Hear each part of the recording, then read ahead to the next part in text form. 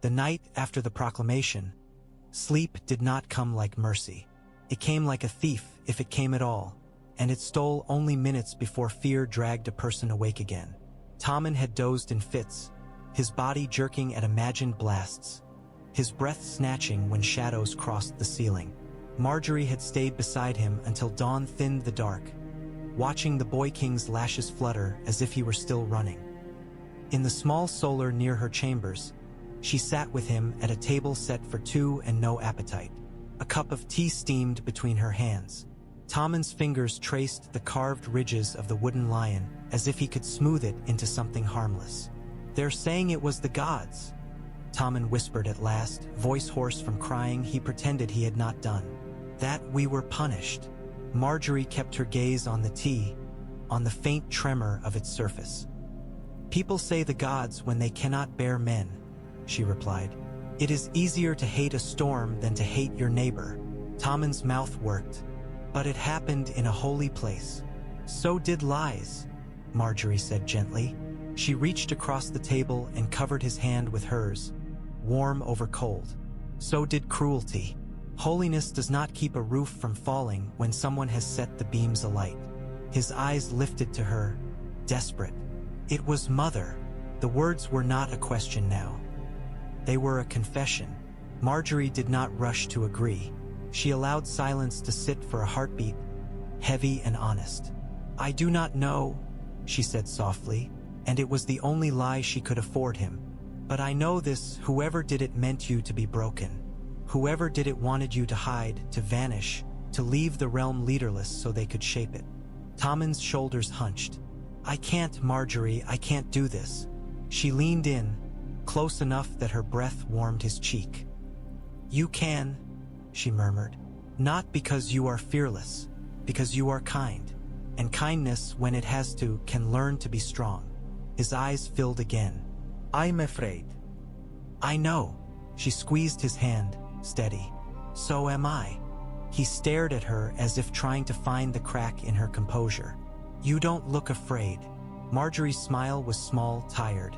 "Because if I look afraid, everyone else will become afraid too. And when the city is afraid, it becomes hungry. It becomes violent. It becomes a beast that even kings cannot ride."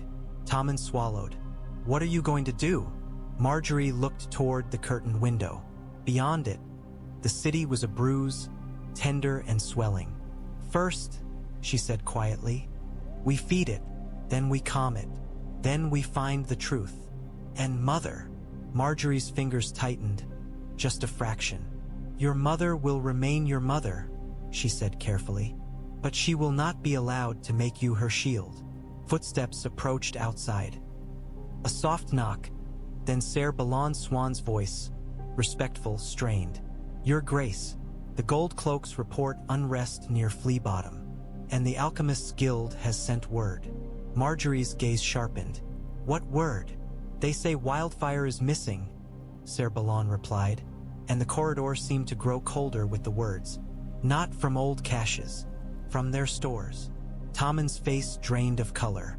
His fingers crushed the wooden lion until Margaery feared it would crack. Margaery stood, smoothing her gown as if rising for a feast rather than a war. She leaned down and kissed Tommen's forehead again, the way she had yesterday. "Blessing, promise, anchor. You will rest," she told him, voice leaving no room for argument. "And when you wake, you will eat. Even kings must eat." He clung to her hand for a moment. "Don't leave me with her." Margaery's throat tightened. "I won't," she said, and this time it was not a lie. "I will not leave you alone." As she stepped toward the door, she felt the shape of the realm settling onto her shoulders. Heavy, iron, unyielding. She could not carry it with softness alone. If Wildfire was missing, then someone was still playing with green fire. And Margaery Tyrell, Queen-Regent, intended to take the oil away. The Gold Cloak barracks smelled of sweat, damp wool, and old ale. Men in battered armor moved with the nervous energy of dogs sensing thunder. The city beyond their walls was shifting, restless, and the watch could feel it in their bones. Margaery stood over a table strewn with maps and wax-sealed reports. She kept her cloak on, ash still clinging to its hem. Ser Balon Swan stood to her right, posture rigid, one hand always near his sword. Behind her, 2 Tyrell guards waited with the quiet patience of men who had been taught that the Reach's strength lay in discipline, not roar. The captain of the watch, broad-shouldered, red-faced, jabbed at flea bottom on the map as if he could stab the unrest into submission. "They're smashing bakeries," he said, "saying the gods have turned their faces away, saying the crown's cursed. There's talk of hanging any sparrows they find and the sparrows talking back. It'll spread if we don't crush it." "Crush?" Margaery repeated softly, and tasted how easily the word came to men. "And what happens after you crush them?" The captain blinked. After, she insisted. "After you crack skulls, after you spill blood, after you remind them you have spears. Do they love you then? Do they feel safe? Or do they wait for night and bring knives?" The captain's jaw worked. "We can't, Your Grace, we can't talk riots down with pretty words." Margaery's smile was calm. "No," she agreed. "We talk them down with bread." The captain stared, as if she were suggesting sorcery. Margaery turned to one of her attendants. "Send riders to the granaries," she said. "Open them at once.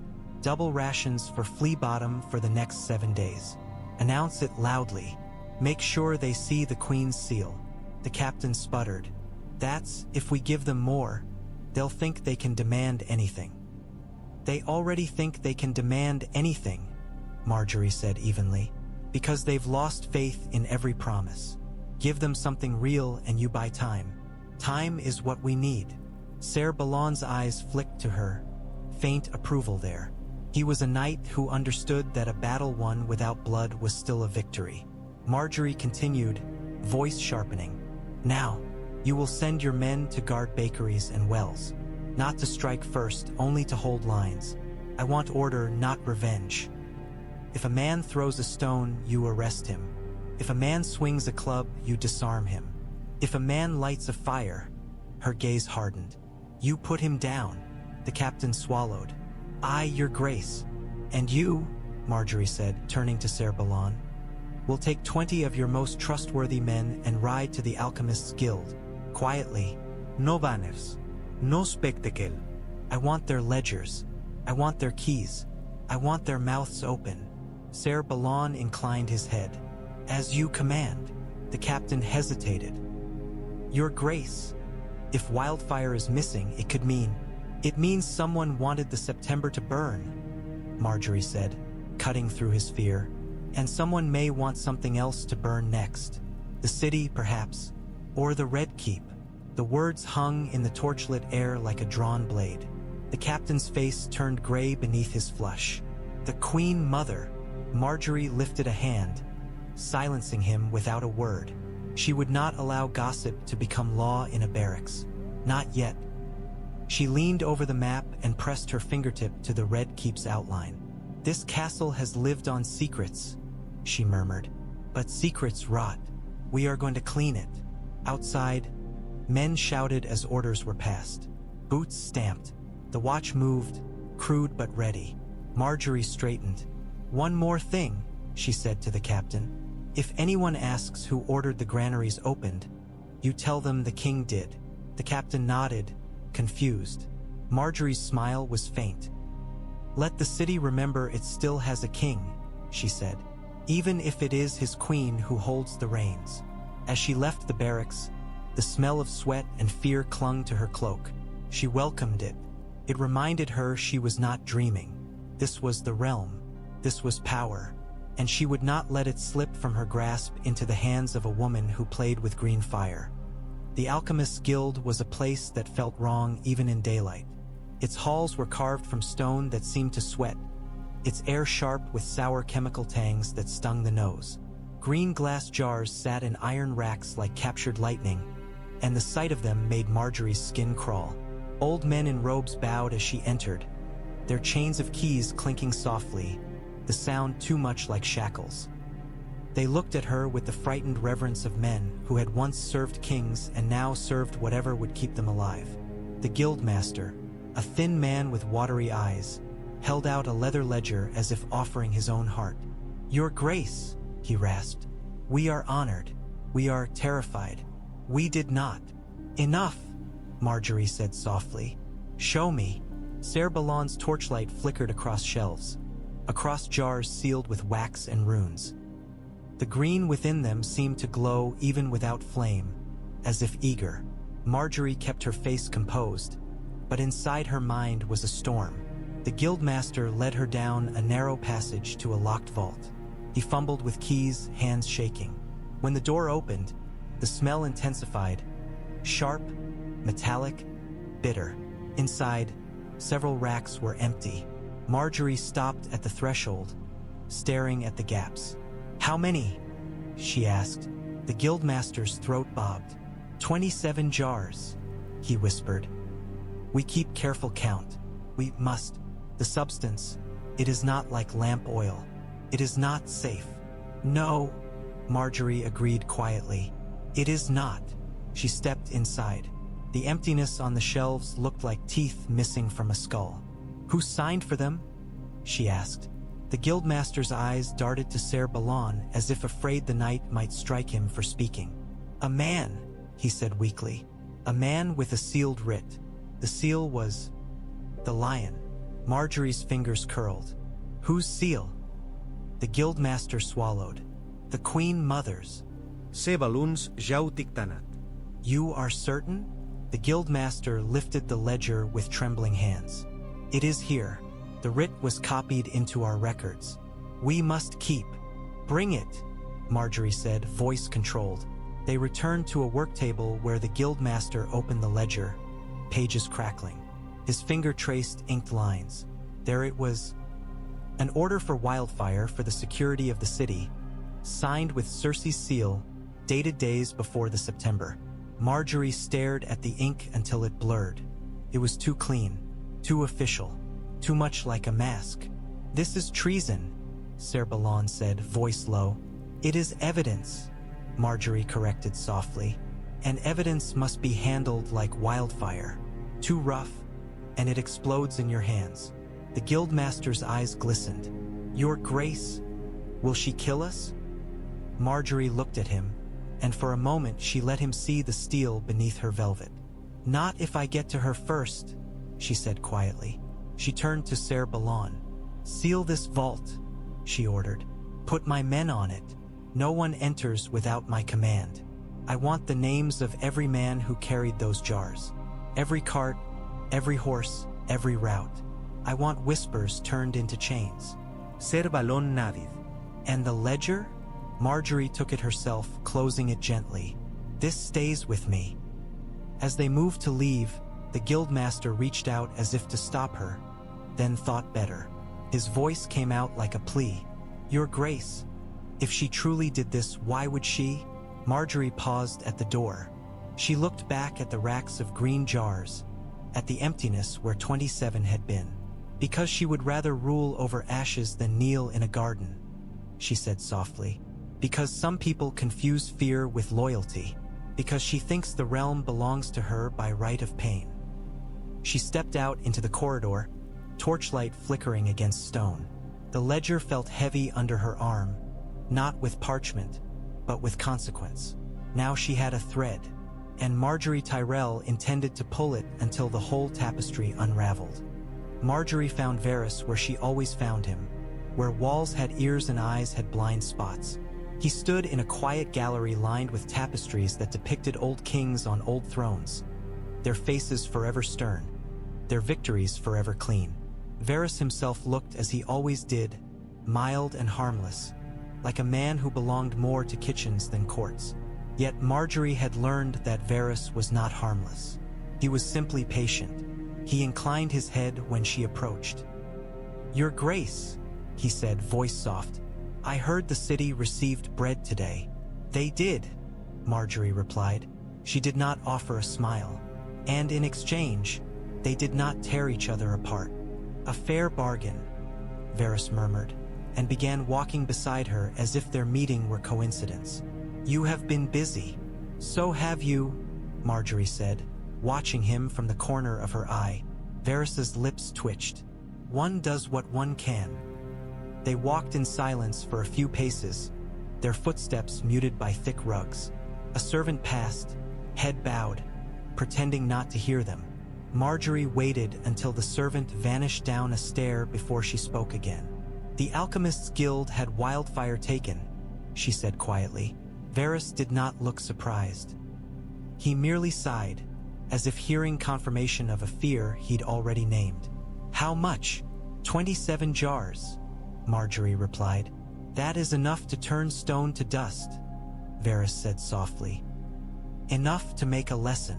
Margaery tightened her grip on the ledger beneath her cloak. The order bore the Queen Mother's seal. Varys's eyes flicked to her face at last, dark and steady.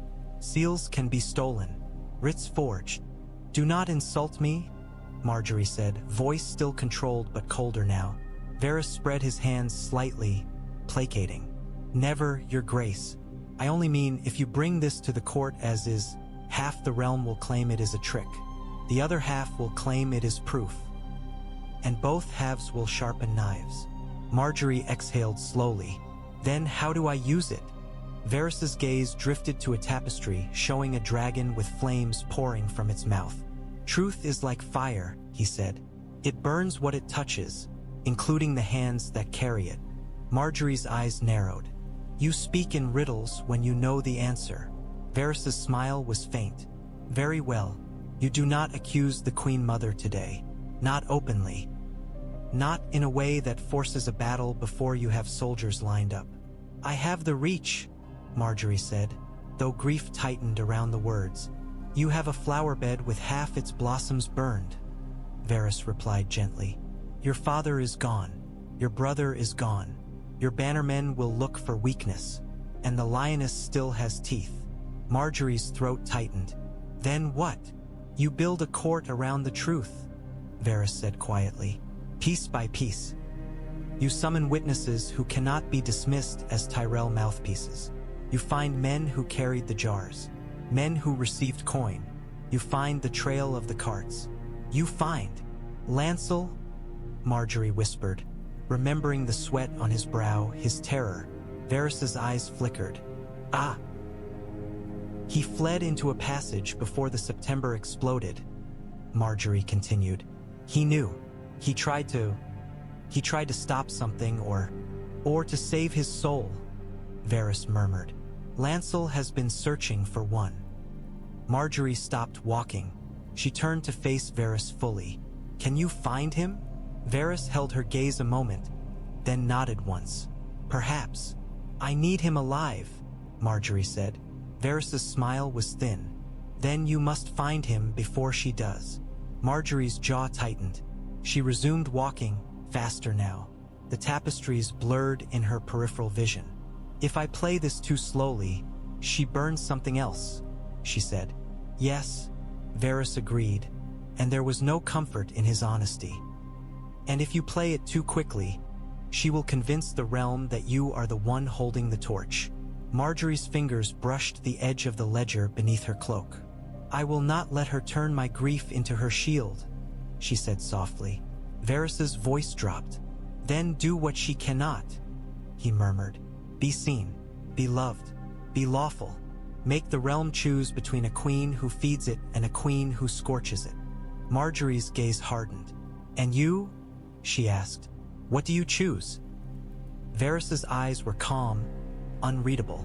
"I choose the realm," he said, as if it were the simplest thing in the world. "I always have." Margaery studied him for a long moment, then nodded once. "Find Lancel," she said, "and send word to Highgarden. I will need coin, food, men." Quietly, Varys inclined his head. "As you command, Your Grace." As she left him in the Gallery of Dead Kings, Margaery felt the air shift around her. Not hope was too soft for this, but direction, path.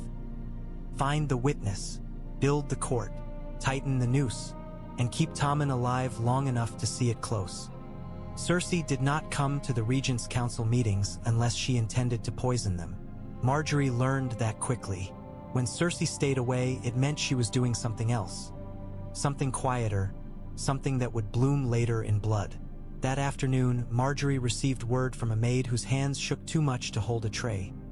The Queen Mother had sealed herself in her solar with Qyburn, and Ser Gregor stood outside like a door made of bone. The maid whispered it as if speaking Cersei's name might summon her. Margaery did not go to confront her. Not yet. Confrontation was what Cersei wanted. Something dramatic, something that could be twisted into tyranny. Instead, Margaery moved like water around a stone, shaping the world without striking it. Still, she could picture it. Cersei in darkness, eyes bright, Qyburn murmuring his soft horrors. A vial held up to candlelight, green or clear, poison or promise. Ser Gregor silent, waiting. Margaery's own solar was filled with different weapons, ledgers, seals, decrees, bread tallies, patrol routes. She sat with Pycelle and Ser Balon and Varys' absence like a missing piece on the board. She sent runners until her legs ached with stillness. As twilight fell, the city's bells rang. Not for worship now, but to mark curfew. It was a sound like an old man's warning. A knock came. Ser Balon entered with a parchment, face grave. "Your Grace," he said. "Riot near the Street of Sisters." Someone started it by shouting that the Tyrells burned the September to kill the faith. Margaery's hand tightened around her quill. "Someone," she repeated, already knowing. "Gold cloaks dispersed them," Ser Balon continued. "But there were pamphlets, crude drawings, a rose-dripping green flame." Margaery inhaled slowly. "How quickly the city learns a new lie," she murmured. Ser Balon's eyes were hard. "Do you want arrests?" "Yes," Margaery said, "but not the starving men who shouted. The ones who handed out ink and paper. Find the scribes. Find the coin." Ser Balon nadid. "And if it leads to, it will," Margaery said quietly. "But we do not storm her solar with swords. Not yet. We gather proof until even her friends choke on it." She rose, moving to the window. The city below was a sea of rooftops under ash-dimmed sunset. Somewhere within that sea, men were whispering that she was a monster in green silk. Somewhere within it, other men were eating bread stamped with her seal and calling her merciful. She needed more than mercy now. She needed authority that could not be questioned. "We will hold a public mourning," she said, turning back. "A procession. Prayer. Not to the seven, there is no September for it, but in the streets. Let the city see me grieving. Let them see Tommen grieving. Let them see that we do not hide." Pycelle's voice trembled. "It could be dangerous." "So is hiding," Margaery replied. Ser Balon hesitatid. "And the Queen Mother?" Margaery's gaze sharpened. "She will not come," she said, "and that absence will speak louder than any pamphlet." When Ser Balon left, Margaery sat again and stared at the ledger from the Alchemist's Guild. Ink and wax and keys and jars. Evidence built like a wall. But walls could be climbed if men were desperate enough. She thought of Qyburn's vial, of Ser Gregor's shadow, of Cersei's rage. A queen who could burn a holy place would not hesitate to poison a rival. Margaery dipped her quill into ink and wrote orders for tasters, for doubled guards, for hidden exits. She wrote them without trembling.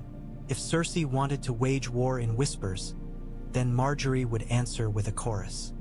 The procession moved through King's Landing like a slow river, candlelight floating in a dusk thick with ash. Margaery walked at its head, cloak dark, hair pinned back, a single golden rose at her throat, muted, almost solemn. Beside her walked Tommen, dressed in black and gold, a candle trembling in his hands. He looked like a boy playing at morning until you saw his eyes. Then you saw the truth. He had watched green fire eat holiness. He had watched the world crack. His grief was real and the city could sense it. Small folk lined the streets, many holding their own candles, faces shadowed. Some bowed, some wept, some stared as if the sight of their king walking among them was a miracle and an accusation. Gold cloaks and Tyrell guards formed a corridor of steel, their presence both protection and reminder. Torches burned along the route, smoke curling upward to join the ash drifting down. Margaery kept her pace steady. She did not rush past suffering. When a woman knelt and held up a charred scrap of cloth, sobbing, Margaery paused and touched her shoulder, just briefly. Human contact, a spark of recognition. When a child began to cry, frightened by the press of bodies, Margaery lowered her candle and smiled gently until the child quieted. Tommen watched her do it, and something in his face softened. He leaned slightly closer to her, as if her steadiness could shelter him from the city's pain. They passed near the hill where the September had stood. The ruin was a dark mound now, still smoking in places, the air above it shimmering faintly. A few embers glowed green in cracks like poisonous eyes. Tommen's steps faltered. His candle shook. Margaery's hand slid to his elbow, firm, guiding. "Look at me," she murmured. He did. He swallowed hard. He kept walking. The crowd's murmurs rose. Prayers, curses, whispers. Margaery caught fragments like thorns on cloth. She saved him. She was there. Where was the other one? Where was the lioness? Absence again. Always absence. At the end of the route, in a square lit by torches and candles, a platform had been erected. Margaery stepped up first, then helped Tommen up beside her. From here, they could see hundreds of faces, upturned, waiting. Margaery lifted her candle, flame steady. "We mourn," she said, voice carrying. "We mourn the holy. We mourn the innocent. We mourn the men and women who came to pray and found only fire." The crowd hushed. She looked at them, letting grief show now. Not hysteria, not weakness, but honest sorrow. "The crown will not hide," she continued. "We will not abandon you to chaos. We will feed you. We will protect you. We will find those responsible." Behind the crowd, at a balcony draped in cloth, Olenna watched with a face carved from grief and pride. Margaery felt her gaze like a hand at her back, steadying. Tommen's voice came next, thin but audible. I am sorry," he said, and the simplicity of it struck the city harder than any speech. I will not let this happen again." A murmur ran through the square, something like sympathy, something like loyalty. Margaery turned slightly toward Tommen, her expression softening as if he were her whole world. "My husband speaks for all of us," she said. "We will rebuild what was lost. Not only stone, but trust." The crowd began to chant again, low at first, "Mercy, mercy," then louder, "Mercy, mercy." Margaery held her candle aloft as the chant rolled through the square like a tide. She did not smile. She did not preen. She simply stood and let the city pour its need into the shape she offered. When they returned to the Red Keep, Tommen's steps were steadier than they had been in days. He still looked haunted, but there was a thread of resolve now, thin and fragile as candle flame. In the corridor outside their chambers, Tommen paused and whispered, "They don't hate us." Margaery's chest tightened. "Not yet," she murmured. "And they won't if we keep giving them a reason not to." As the door closed behind them, ash still clinging to their cloaks, Margaery allowed herself one quiet breath of something like victory.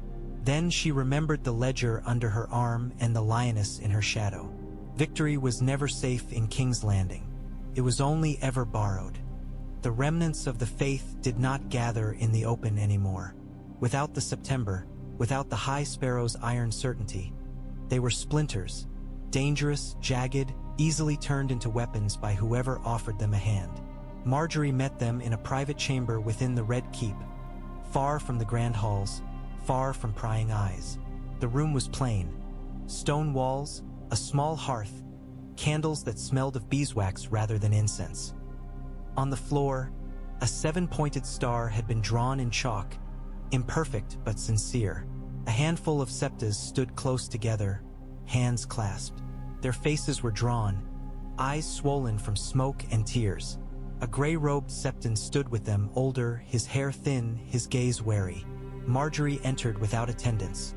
Only Ser Balon waiting by the door like a silent promise.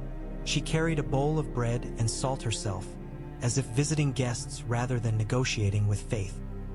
"You are brave to come," the Septon said, voice rough, "and foolish if you think bravery belongs only to men with swords." Margaery replied softly. She set the bowl down between them. "Bread and salt," she said.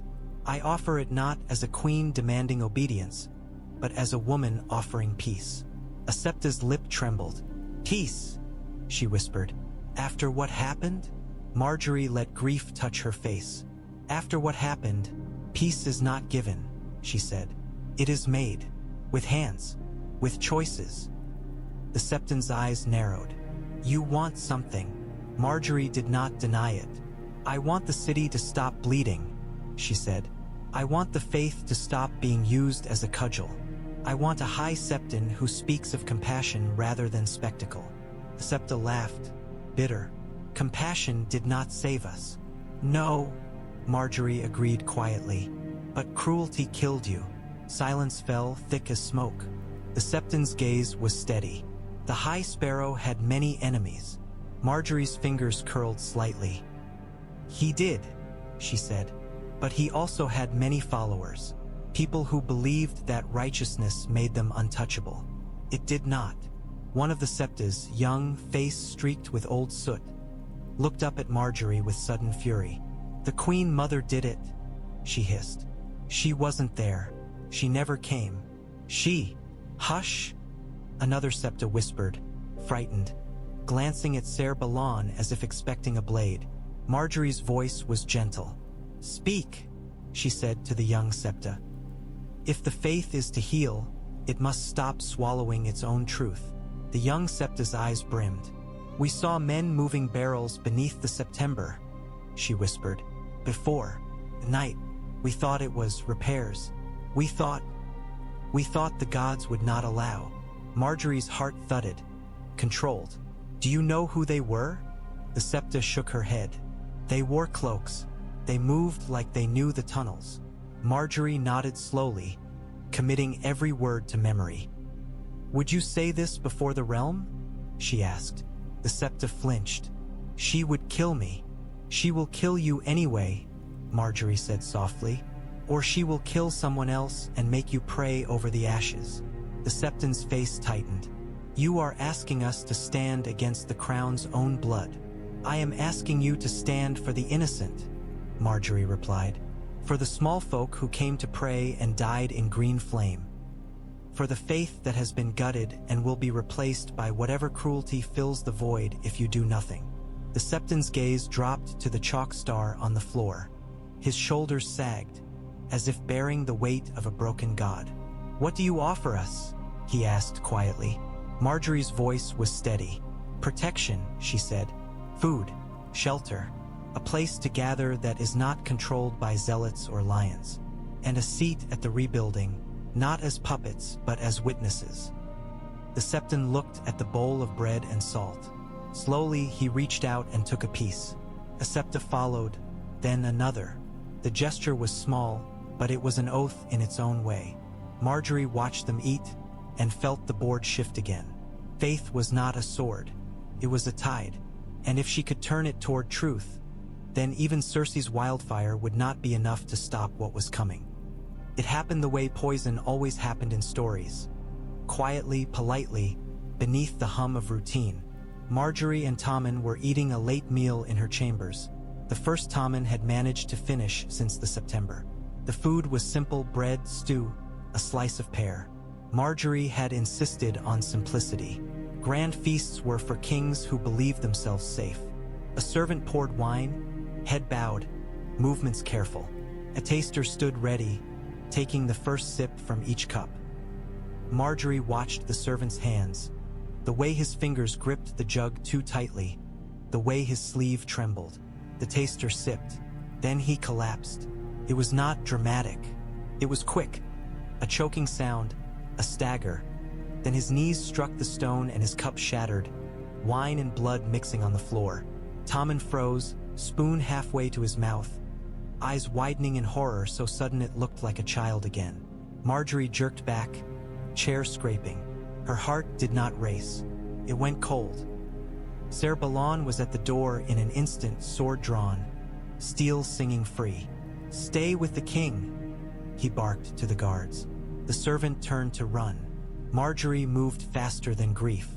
She seized Tommen's wrist and pulled him back from the table, toward the inner door that led to a smaller chamber. "Now," she snapped softly, not as a plea but as command. Tommen stumbled, shaking, gaze locked on the dying man. He, move," Margaery hissed, and shoved him through the door. Behind them, Ser Balon lunged, blade flashing. The servant darted toward a side exit, cloak flaring. A Tyrell guard blocked the way, spear lowering.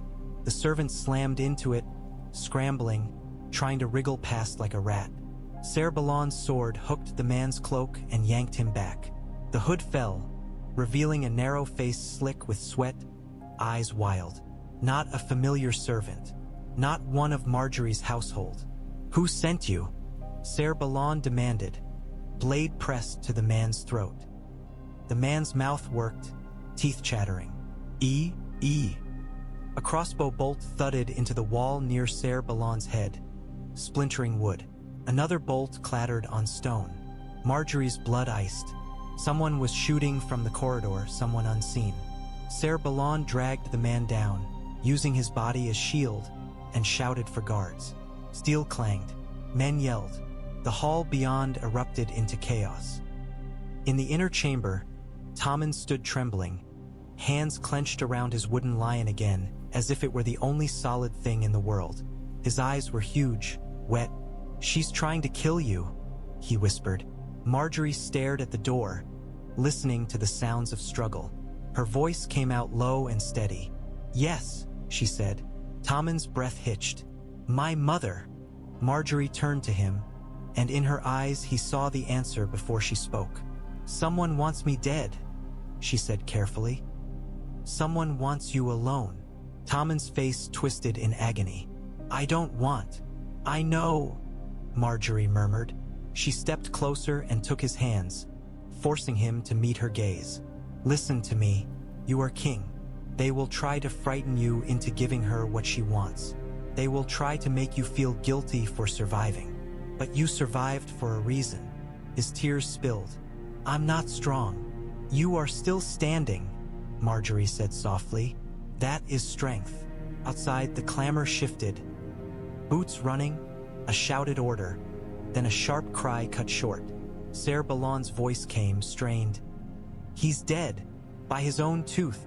Margaery closed her eyes for a heartbeat, swallowing fury. Poisoners carried poison for others and for themselves.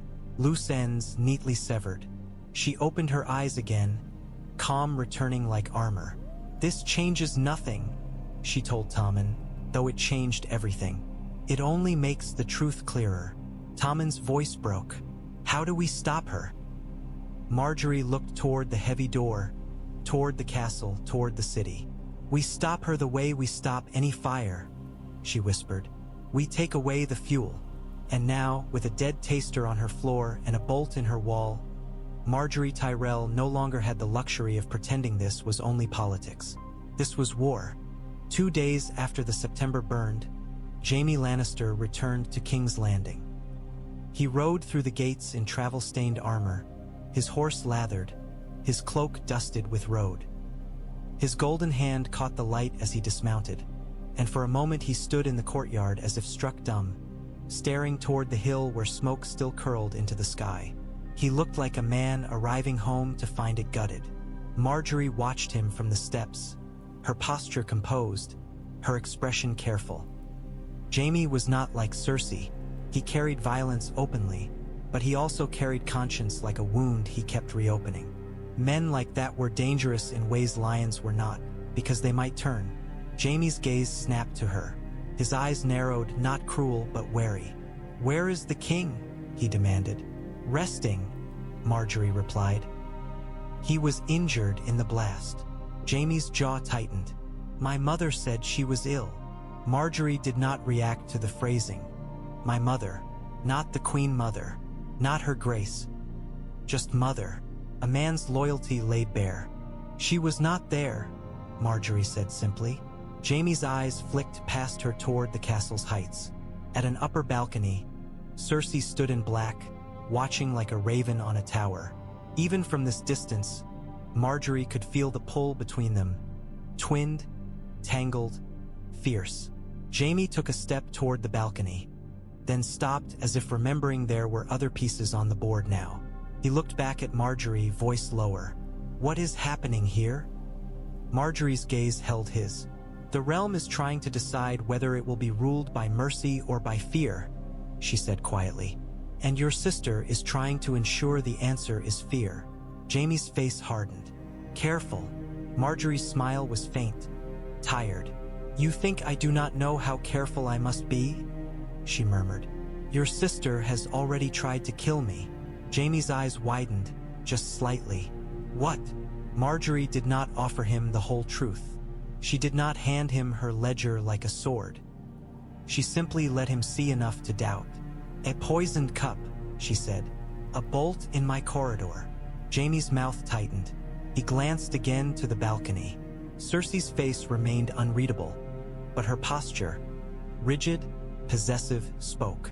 "You accuse her," Jaime said, voice low, as if the words burned his tongue. "I accuse no one," Margaery replied softly. "Not yet. I state facts. My taster died. Someone fled. Someone shot. Someone wanted me gone."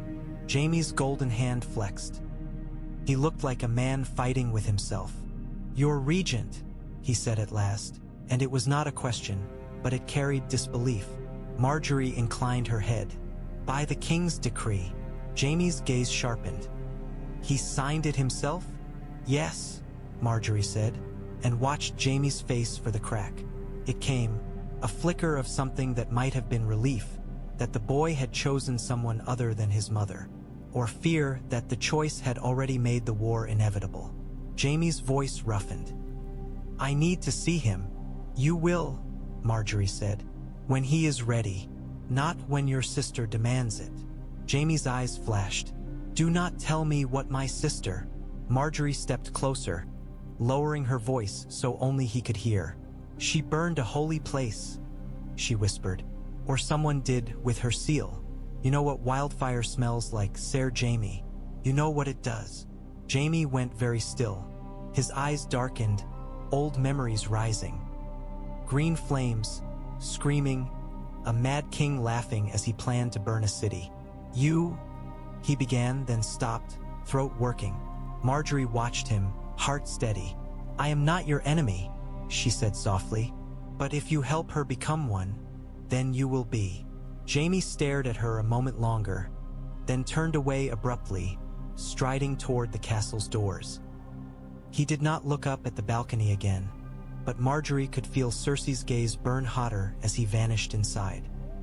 Jaime's return did not solve anything. It only added another blade to the room, one that might cut either way. Margaery remained on the steps, watching the smoke in the distance, and wondered how many men would have to choose before the city stopped burning. On the third morning of her regency, Margaery convened the council again. Not the full court, not the ceremonial gathering meant to impress lords, but a tighter circle, the kind that could make decisions before rumor did. Tommen sat at the head, pale but present, crowned slightly askew as if even the gold could not sit comfortably on him anymore. Margaery sat to his right, the ledger open before her like a blade laid flat on a table. Ser Balon stood behind, watchful. Pycelle trembled in his seat. Varys returned at last, silent, eyes unreadable, as if he had spent the night walking through shadows. At Margaery's signal, the doors opened and gold cloaks dragged in a man in chains. A cart driver, face bruised, eyes wide with terror. His clothes smelled of stable and sweat. His hands shook so badly the chains clinked like teeth.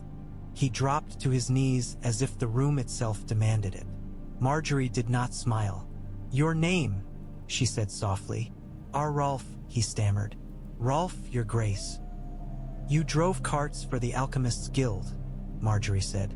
His eyes flicked up, then down again. "Sometimes.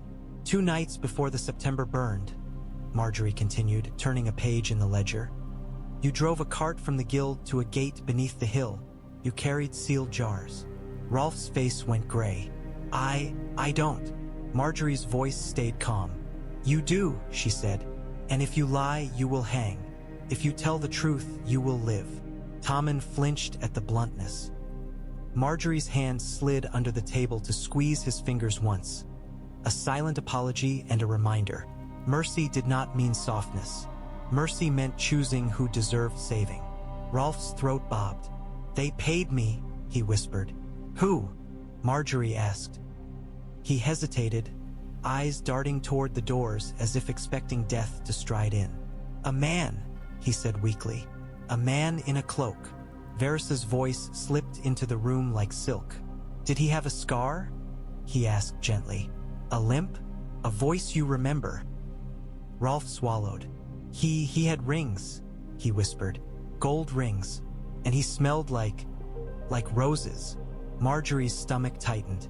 The city was full of rose perfume. That was not enough. Did you see the seal? She pressed, tapping the ledger. Rolf's eyes flicked to the wax impression recorded there, then squeezed shut. A lion, he whispered. On the paper. They told me it was the Queen Mother's order. The room went silent. Pycelle's mouth opened and closed like a fish. Tommen's face drained of what little color it had. Varys remained still, but Margaery saw the faint tightening around his eyes. Confirmation, not surprise. The doors opened again. Cersei entered late, dressed in black, a frozen smile on her lips. Qyburn followed like a shadow. The air seemed to chill around her. Am I interrupting? Cersei asked sweetly. Margaery did not look away from the cart driver. No, she said softly. You arrived just in time. Cersei's gaze flicked to the man in chains, then to the ledger open on the table.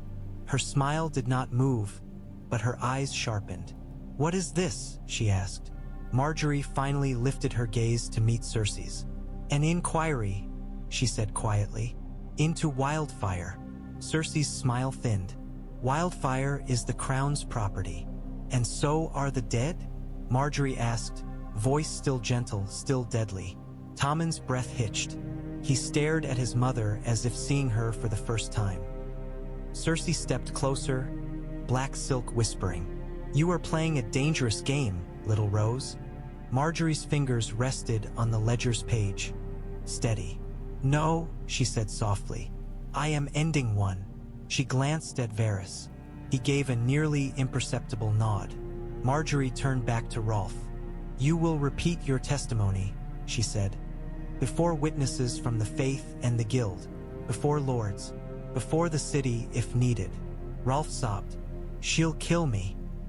Margaery's gaze flicked to Cersei, then returned to the man. Not if I keep you, she said. Not if I take you out of her reach. Cersei's voice sharpened. You cannot imprison people on whispers. Margaery's smile returned at last, soft and bright as summer. Then it is fortunate, she said, that I have more than whispers. She closed the ledger slowly, the sound like a door shutting. In that small, tense chamber, with a boy king trembling and a lioness watching, Margaery felt the first true turn of the war. Cersei had lit a fire. Now Margaery was building the water that would drown it. When Cersei left the council chamber, she did not slam the doors. She did not curse. She did not even look back at Tommen, as if refusing to acknowledge that her son had just watched a cart driver kneel and whisper her seal into the air. She simply smiled, that thin, frozen curve of a mouth, and drifted away with Qyburn at her shoulder like a shadow that had learned to walk upright. Margaery did not allow herself to breathe easier when the doors shut. Easier breathing was for people who believed danger had passed. In King's Landing, danger only changed its clothes. Rolf remained on his knees, chains clinking. His eyes kept darting to the doors, as if expecting a white cloak to return with a sword and end him. He was not wrong to expect it. Cersei's patience was a myth she told other people about herself. Margaery rose first, the movement smooth, deliberate, a queen reminding the room who could stand and who must kneel. Ser Balon, she said quietly. Take him, Ser Balon's hand closed on Rolf's chain with the efficiency of a man who had carried prisoners before. "Where?" he asked, keeping his voice low. "Not the black cells," Margaery replied. "Everyone knows the black cells." Her gaze flicked to Varys. "And not anywhere with predictable routes." Varys's eyes lifted, calm. "There is an old cellar beneath the kitchens," he said softly. "Disused since the last plague. A rat's kingdom. No one goes there unless they enjoy filth." "Perfect," Margaery murmured. She glanced at Tommen, whose fingers were digging into his chair's arm as if he needed something solid beneath him. "You will go with the maester," she told him gently. "Rest." Tommen's eyes widened. "Margaery, I will come to you," she promised, and let the certainty in her voice be the rope he could cling to. She leaned close enough to kiss his temple, quick and public, a gesture meant as much for the watching lords as for him. "You are safe." The lie tasted bitter. Safety did not exist, but the shape of it mattered. When Tommen was led away, Pycelle followed like a trembling ghost. Only when the old maester's chain had vanished around the corner did Margaery allow her gaze to harden. "She will come for him," Ser Balon said. "Yes," Margaery answered, "and she will come for me, and for the king. This is not a quarrel anymore. It is a siege." Ser Balon's jaw worked. "Then we should strike first. Arrest her, confine her, put men at her door." "And what?" Margaery cut in softly. "March her through the halls on chains because a cart driver said he saw a lion seal? Half the realm will call it Tyrell tyranny. The other half will sharpen their knives in her name." She looked at Varys. "We need something that cannot be dismissed as rose-scented ambition." Varys's expression was unreadable. "A witness with a noble name," he murmured. "Or a holy one. A living one," Margaery said, and felt her grief flare again, hot and sudden. The holy had died in green fire. The noble had died with them. The survivors were the ones who could run and hide. She turned back to Ser Balon. "Move Rolf now," she ordered. Quietly. "No torches. No banners. For men only. My men. Yours. If anyone asks, he's been released." Ser Balon bowed his head. "As you command." "And double the guards outside the king's chambers," Margaery added. "Not Casterly Rock men. Tyrell men. Men whose families live in the Reach and will starve if my banner falls." Ser Balon hesitated, then nodded. "The King's Guard may object." "Let them," Margaery said. "Objections are softer than daggers." Ser Balon dragged Rolf to his feet, and the cart driver stumbled, chains rattling. Before he could be hauled away, Margaery stepped close enough that only he could hear her. "If you try to run," she said softly, "you will die. If you speak the truth when I ask, you may live. If you speak it loudly when the realm is watching, you will be protected." Her smile was faint. "As much as any man can be protected in this city." Rolf sobbed, nodding violently. When the doors shut behind them, Margaery remained alone with Varys and the torchlit shadows of the chamber. For a moment she watched the flame dance, thinking of green fire that did not dance but devoured. "Have you found him?" she asked, though she knew Varys would understand who. Varys's gaze slid to the table where the ledger lay closed. "Not yet," he said quietly, "but the city is small when one knows where to listen." Margaery's fingers tightened around the edge of the table. "If she finds Lancel first," she whispered, "we lose the only living thread that ties her to the September's belly." Varys's voice was almost kind. "Then we must make sure she does not find him first." Margaery straightened, lifting her chin as if it were a crown. "And if she comes for the king in the meantime?" Varys's eyes met hers, steady. "Then," he murmured, "we remind her that a lioness may bite, but she cannot bite the whole realm without choking." Margaery let out a slow breath, then turned and left the council chamber, her steps measured. In the corridor outside, the red keep's cold air pressed against her skin like a warning. Somewhere within these stones, Cersei was sharpening her teeth. Margaery would have to learn to sharpen hers too. They moved Rolf after midnight, when the Red Keep's corridors emptied of courtly footsteps and filled instead with the hush of sleeping servants and the distant echo of the sea. The castle did not truly sleep.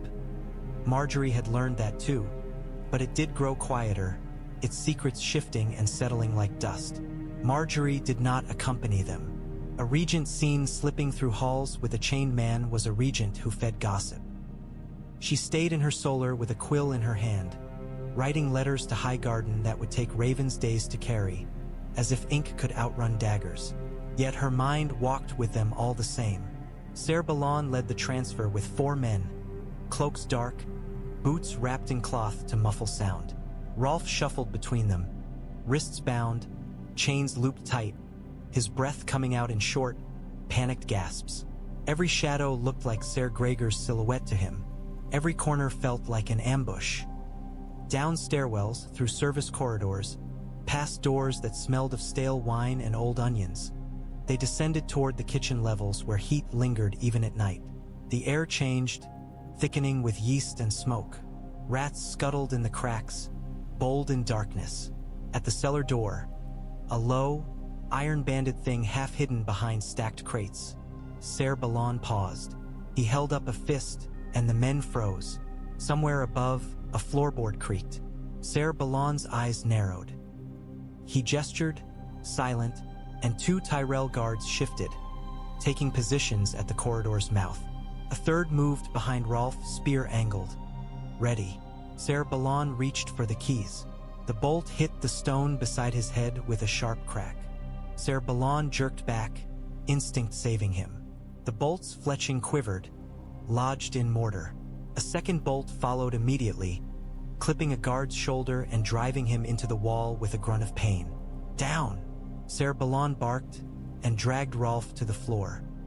Chaos erupted in the cramped corridor. One guard raised his shield. Another lunged toward the corner where the bolts had come from. A shadow moved at the far end, quick, silent, disappearing into a side passage. Ser Balon's sword flashed free. After him, he snapped. A Tyrell guard sprinted, boots thudding now, caution abandoned.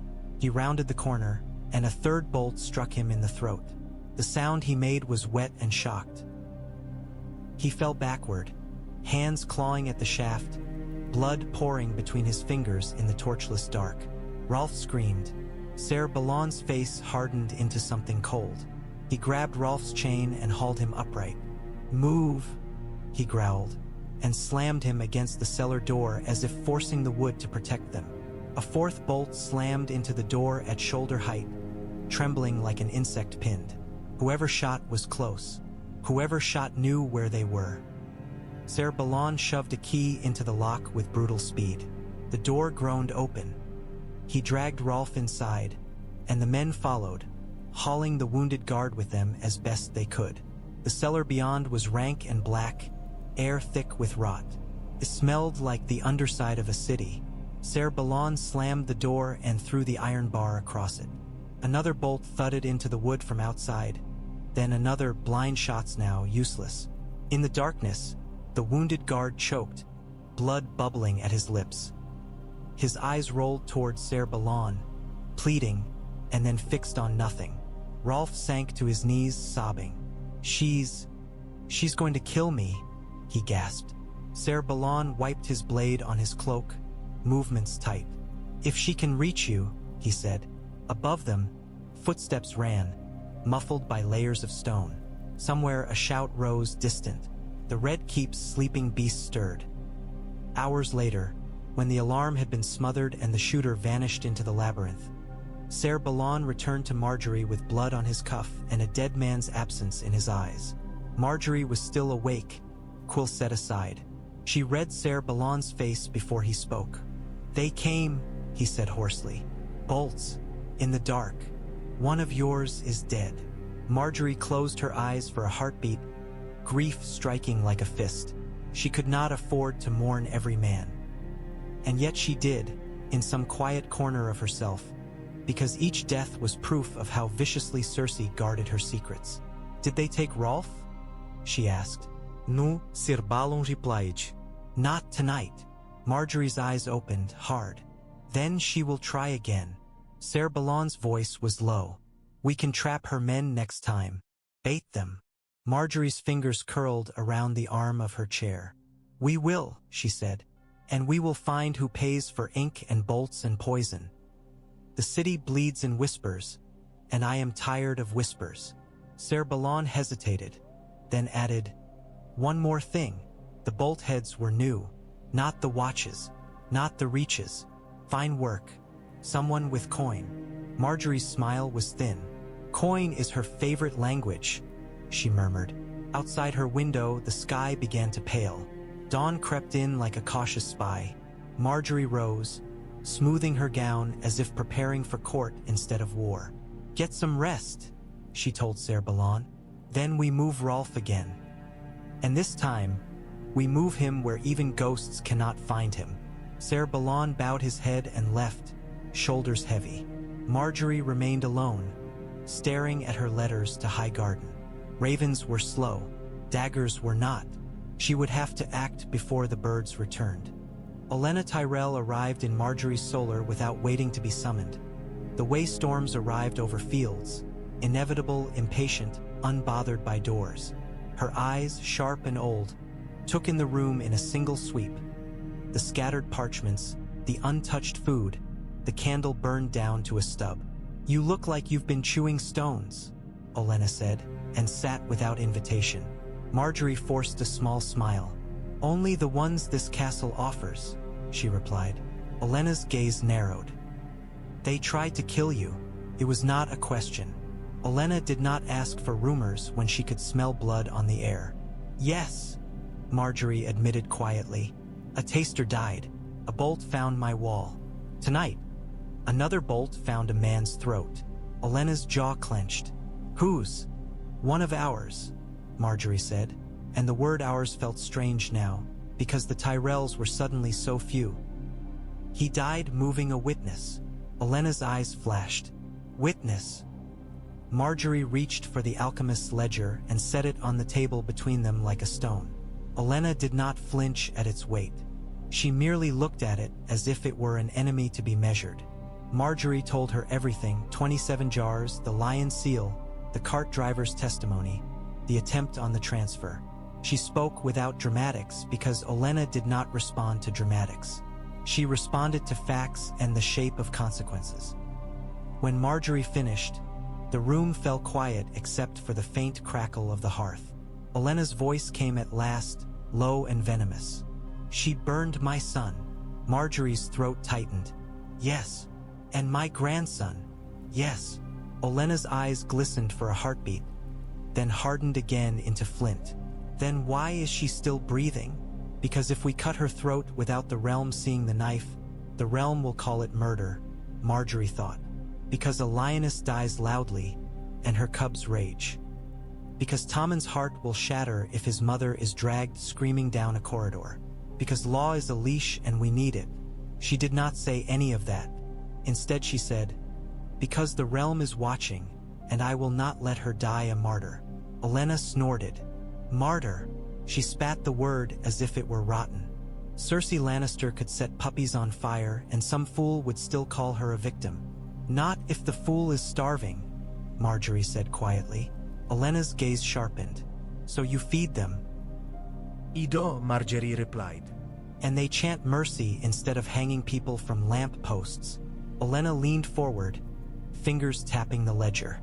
You want to drag her to judgment in a court that barely exists anymore, she said. You want to win with parchment. I want to win with the realm, Margaery corrected softly. If I make it about Tyrell versus Lannister, the Riverlands bleed again. The Reach fractures, the city riots, and she slips away in the smoke. Olenna's mouth tightened. She'll slip away anyway if you give her time. Margaery's gaze held hers. Then I will make time my weapon too. Olenna studied her granddaughter as if seeing her anew. There was something like approval there, buried beneath grief. You have your father's charm, Olenna murmured, and my nastiness. Her lips twitched. Perhaps you will survive this place after all. Margaery did not smile. Survival is not enough. Olenna's eyes flashed. Good. A soft knock sounded at the door. Margaery's body tensed instinctively. Then Varys slipped in, quiet as smoke, his face mild. "Your graces," he said, bowing his smooth head. Olenna's gaze sharpened. "If you've come to offer condolences, Spider, I'll throw you out the window." Varys' smile was faint. "No condolences," he murmured. "Only information. I believe I have found Ser Lancel." Margaery's breath caught. "Where?" "In a cellar near the Street of Flower," Varys said softly. "He has been hiding with a small group of penitent sparrows. He is unwell." Olenna's voice dripped contempt. "Unwell. Poor little lion cub. Drag him here." Varys' eyes flicked to Margaery. "The Queen Mother's men are searching," he added. "And after tonight's bolts, I suspect she knows you have a witness already."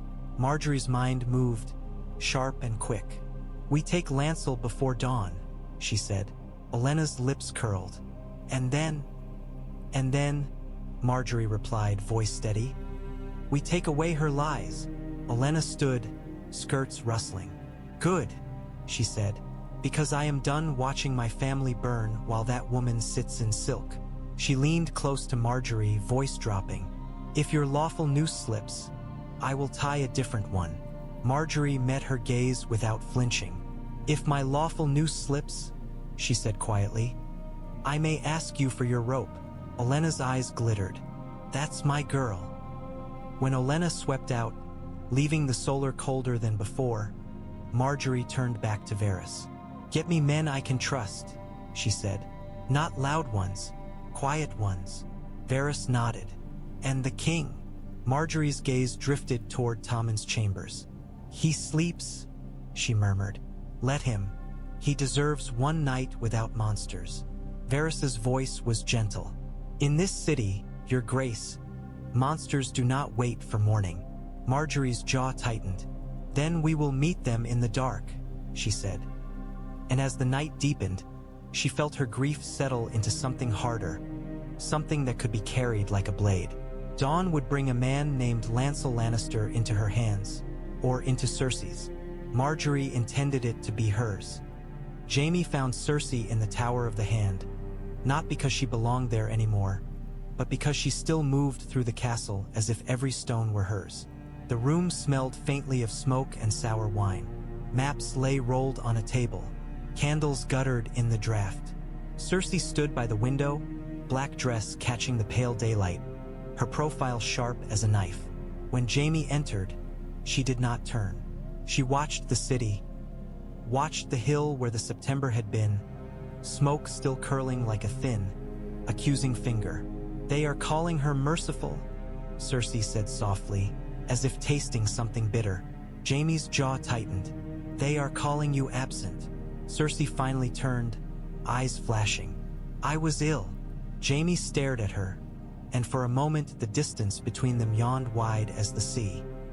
He had ridden hard for this city, driven by the fear that he would arrive too late to save what remained of his family.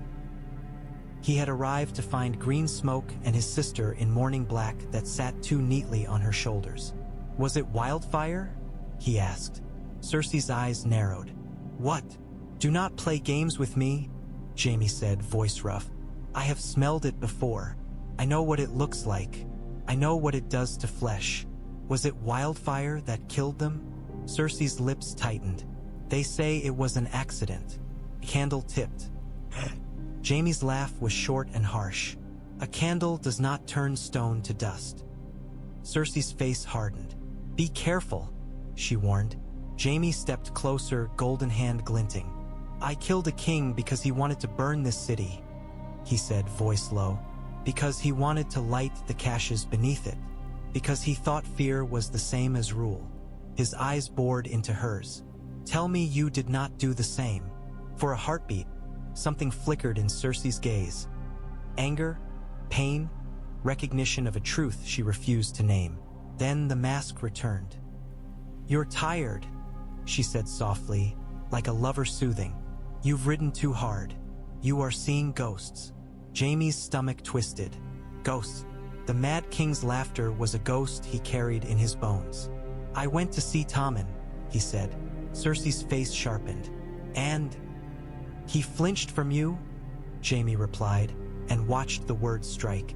Cersei's breath hitched, just slightly. Her eyes flashed. Because she has filled his head with poison. Because she wants my son. Jaime's jaw tightened. She is his wife. And I am his mother, Cersei snapped. And I am the only one who truly cares what happens to him. Jaime's voice was quiet, edged. Then stop frightening him. Cersei's eyes glittered with fury. You have no right to speak to me of fear. You were not here when they dragged me through the streets. You were not here when they shaved me. You were not here when they spat on me and called me whore. Her voice trembled. Rage and humiliation braided together. You were not here when my son died. Jaime's face tightened. I was in the Riverlands doing your bidding. Cersei's expression sharpened. And what did it earn us? Nothing. The realm laughs. They kneel to a rose and call her savior. Her mouth curled. She survived. Convenient. Jaime stared at her. Do not say that. Cersei's eyes narrowed. Why? Because it might be true. Jaime's voice dropped to a growl. Because if you did this, if you burned a holy place with innocent people inside, then you are worse than Ares. Cersei's face went very still. For a moment, the room felt like it held its breath. Then Cersei stepped closer, her hand lifting to Jaime's cheek, fingers cold. You love your ghosts, she whispered. You always have. You want to be a hero so badly. Her smile was soft, cruel. But you are not a hero. You are mine. Jaime's throat tightened. He wanted to believe her. Wanted to slip back into the comfort of their shared world, where everyone else was an enemy and they were the only truth. But outside the window, smoke curled over the city like a reminder that comfort could be built on ashes. He caught her wrist gently and lowered her hand. I am Tommen's, he said quietly. And if you threaten him, if you threaten his wife, Cersei's eyes flashed. His wife is stealing him. Jaime's voice was flat. His wife is keeping him alive. Cersei's mouth twisted. Alive, she repeated, and weak, and controlled. Jaime looked at her, and for the first time, he saw not only his sister but a woman cornered by loss, who had decided the only way to survive was to burn the walls rather than climb them. You should speak with him, Jaime said. Not demand him, not command him. Speak. Cersei's laugh was low. He is my son. He will listen. Jaime did not answer, because he had seen Tommen's eyes, wide and haunted, and he knew listening was no longer certain. As Jaime turned to leave, Cersei's voice followed him, soft as poison. If you stand with her, she murmured, you stand against me. Jaime paused at the door. His shoulders were rigid. Then do not make me choose, he said quietly. He left her in the Tower of the Hand with the smoke and the maps and the cold candlelight. In the corridor beyond, the red keep stone pressed in, heavy. Somewhere deeper in the castle, Tommen slept fitfully under Tyrell guards. Jaime's golden hand flexed, and he wondered grimly how many choices the city would force upon him before it was done. Margaery did not seek Jaime Lannister in the open. If she called for him publicly, Cersei would hear before he arrived, and the meeting would become a weapon. Instead, she sent a boy with a message folded into a prayer book. A simple request, innocuous to anyone who found it. Walk in the gallery of dragon tapestries at dusk. Jaime came alone, without white cloak, without escort, as if he did not want anyone to see him choosing a path. His hair was damp from washing. His face looked roughened by travel and by something heavier than fatigue. Margaery waited beneath a tapestry of a dragon coiled around a tower, its painted eyes fierce. She held no ledger, no parchment, no obvious proof. Only herself, dressed in muted green, hands empty to show she carried no dagger. When Jaime approached, he did not bow. He looked at her as he would look at a rival commander, measuring the ground. You wanted to speak, he said bluntly. Yes, Margaery replied, equally blunt in her own way. I wanted to speak where your sister cannot interrupt. Jaime's jaw tightened. Do not speak of my sister as if she is a storm you can step around. Margaery's gaze held his. Then speak of her as what she is, she said softly. A woman with Wildfire missing from the guild and murder in her corridors. Jaime's eyes flashed. You accuse her again. I state facts again, Margaery replied. My taster is dead. A cart driver was attacked on a transfer ordered by me. A man died with a bolt in his throat. The bolts were fine work. Coin paid for them. She leaned forward slightly. If you wish to believe it is all coincidence, then you are welcome to. But you will be believing in the same kind of coincidence that kept Aerys' secrets until the city nearly burned. Jaime's face tightened at the name. His gaze dropped, then returned. What do you want from me? Margaery let a breath out, slow. I want the king alive, she said. And I want the truth loud enough that the realm cannot pretend not to hear it. Jaime's mouth twisted. Truth is not loud in this city. It dies in cellars. Margaery's eyes sharpened. Then help me keep it from dying. Jaime stared at her, suspicious. Why would I help you? Margaery's voice softened. Not with flirtation, but with something closer to sincerity. Because you are not your sister, she said. And because you know what Wildfire means. And because Tommen is your blood. She paused. Because if she reaches him, she will turn him into a shield and a corpse. Jaime's golden hand flexed, fingers clenching emptiness. She loves him. Margaery's reply was quiet. So did Aerys in his own way. Love does not prevent monsters. Sometimes it makes them. Jaime's eyes narrowed. You have a sharp tongue for a rose. I have buried enough thorns, Margaery said softly. They stood in silence while servants drifted past at a distance, careful not to look. The castle listened as it always did. Jaime's voice came low. He is frightened of her. Yes, Margaery answered, and ashamed of being frightened. And that shame will break him unless someone shows him that fear does not make him weak. Jaime's gaze flicked away, pain there. He is a boy. He is, Margaery agreed. And yet he must be king. She lifted her chin. I can steady him in the daylight. But at night your sister has nightmares she shares with the whole castle. Jaime's jaw clenched. You want me to guard him? I want you to guard him from her, Margaery corrected softly. Not with swords, with your presence, with your name. Ser Gregor will not cross you the way he crosses servants. Qyburn's little birds will hesitate if they think you are watching. Jaime's mouth tightened. And in exchange? Margaery's smile was faint. In exchange, I do not ask you to betray her, she said. Not yet. I ask you to choose your son's safety over your sister's pride. Jaime flinched. He is not my son. Margaery's gaze did not soften. Blood is blood, she murmured. And you have loved him like kin. You cannot pretend otherwise. Jaime's throat worked.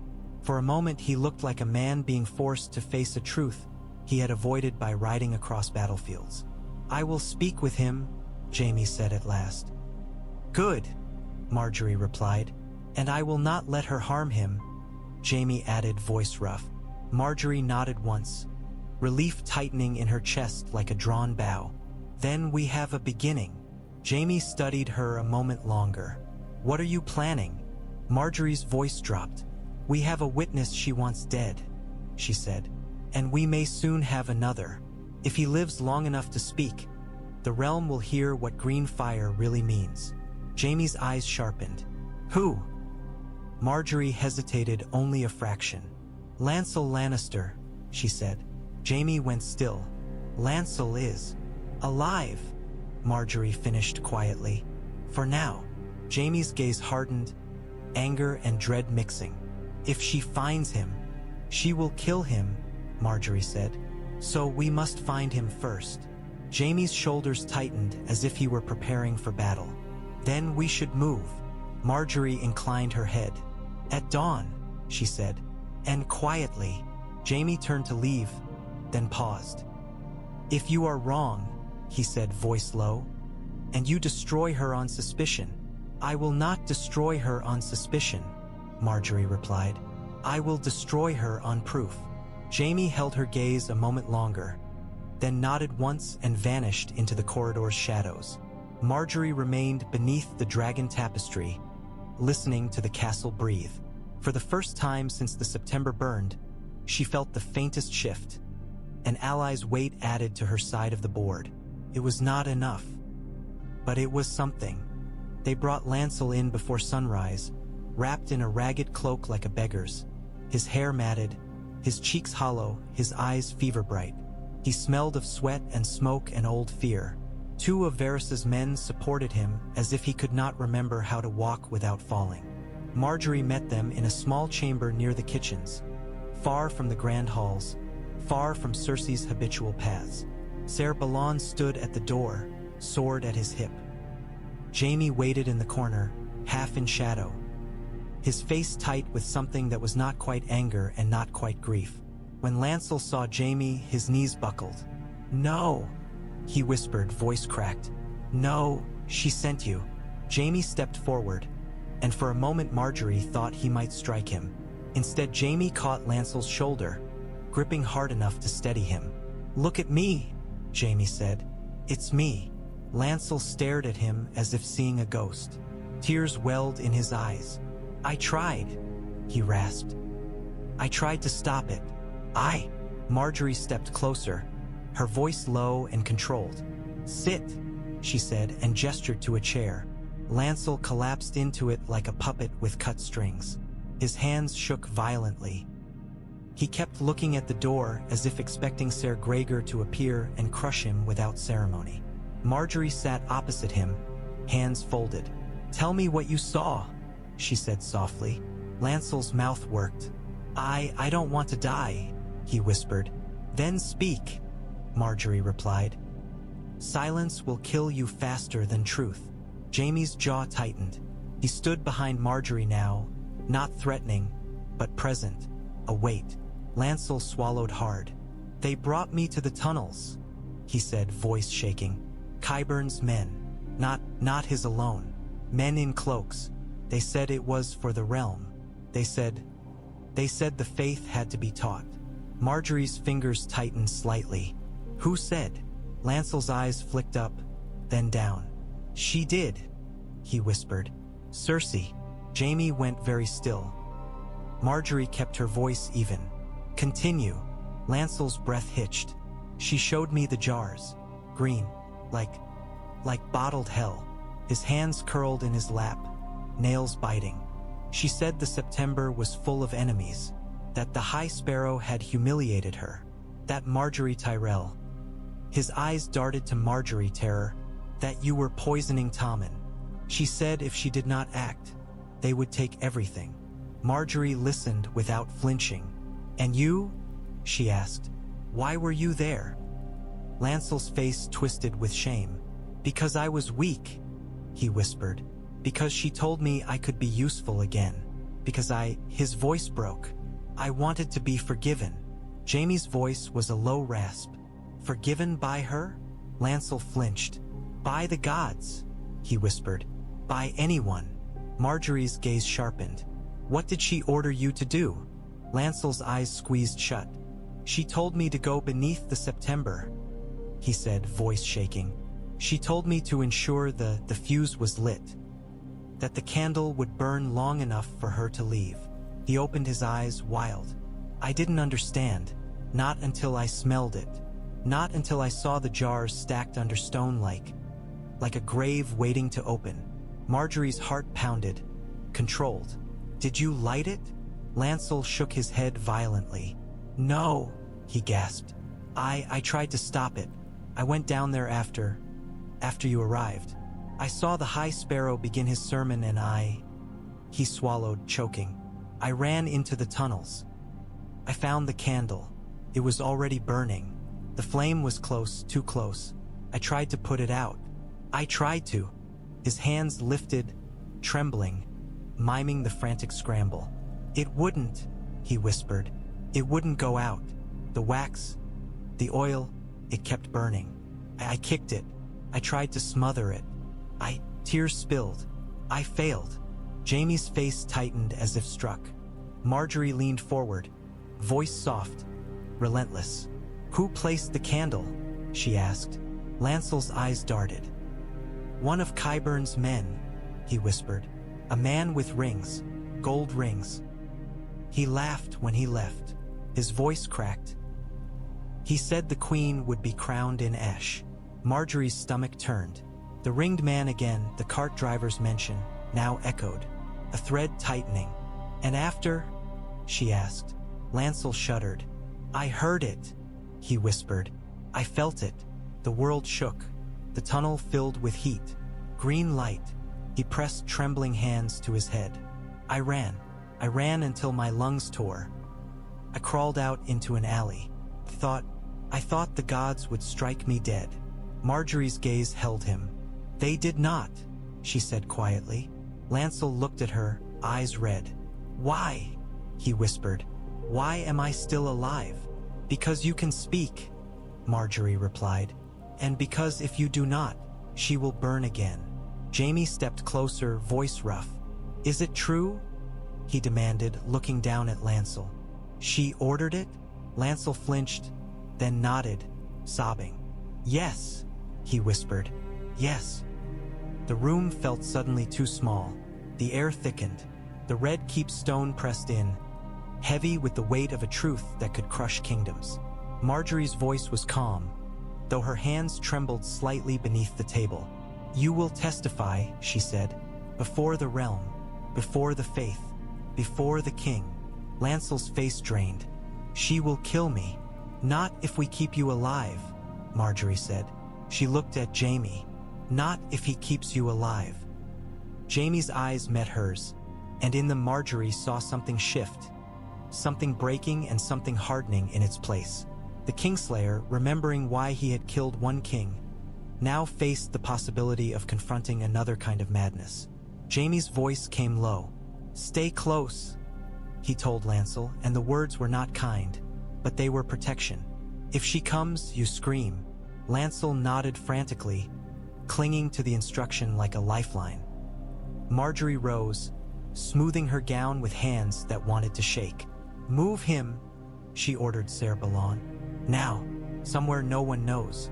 Somewhere even Varys's rats will struggle to find without my word." Ser Balon Navid, Grim. As they lifted Lancel from the chair, his loo, just trembling, Margaery watched him with a strange mixture of pity and cold purpose. He was a broken man, yes, but broken men could still be weapons.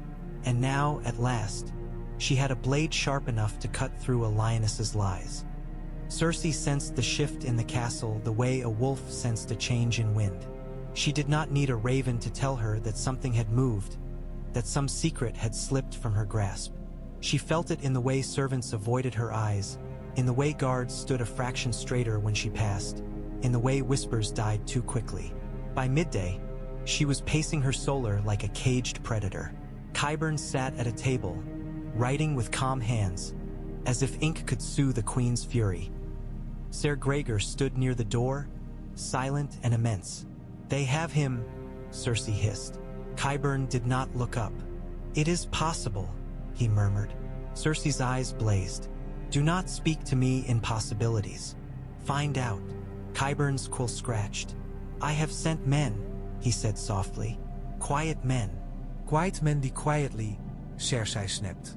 Ser Gregor's helm turned slightly, as if listening.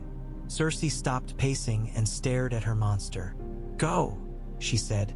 Qyburn's head lifted sharply. "Your Grace." Cersei cut him off with a look. "If they have Lancel," she said, voice shaking with rage, "they have a mouth that can speak my name. I will not allow that mouth to exist." Ser Gregor did not move. Cersei's lips curled. "Do I have to command you twice?" The monster shifted, heavy armor creaking, and stepped toward the door. Qyburn rose quickly. "Where will you send him?" he asked, voice careful. Cersei's smile was thin. "Wherever he smells fear," she said. "And when he finds it, he will end it." Across the castle, Margaery felt the storm coming before she saw it. A servant arrived breathless, whispering that Ser Gregor had left the Tower of the Hand and was moving through the corridors with purpose. Margaery's blood iced. She had moved Lancel twice already, first from the kitchen chamber, then again into a sealed room beneath the old rookery where the stone was thick and the only door was iron. She had stationed Tyrell guards there, men who knew their families depended on her living. She had also done something else. She had told Jaime. Jaime arrived at her solar within minutes, face set. "Where is he?" he demanded. "Hidden," Margaery replied. "But your sister's monster is hunting." Jaime's jaw clenched. "Then we should move him again. And risk another bolt in a corridor?" Margaery asked softly. No. "We hold him, and we hold the door." Jaime's eyes narrowed. "You want a confrontation. I want a choice," Margaery said quietly. "If Ser Gregor reaches him, he dies. If Ser Gregor is turned back, the castle will see that even monsters can be stopped." Jaime's golden hand flexed. "He will not stop for words." "Then stop him with your name," Margaery said. "And if your name fails," her gaze flicked to Ser Balon, "with steel." Se balloons mo tiktanat. "Steel may not be enough." Margaery's eyes hardened. "Then die trying," she said, and the words were not cruelty but reality. If she lost Lancel now, she lost the blade she had just forged. They moved quickly through back corridors, taking routes servants used, avoiding the main halls where eyes lingered. The rookery levels were colder, air smelling of old feathers and stone. The iron door to the hidden room waited at the end of a narrow passage. 2 Tyrell guards posted outside, spears ready, faces pale. "He's inside," one guard whispered. "Alive, praying." A distant echo of heavy footsteps rolled through the stone like thunder.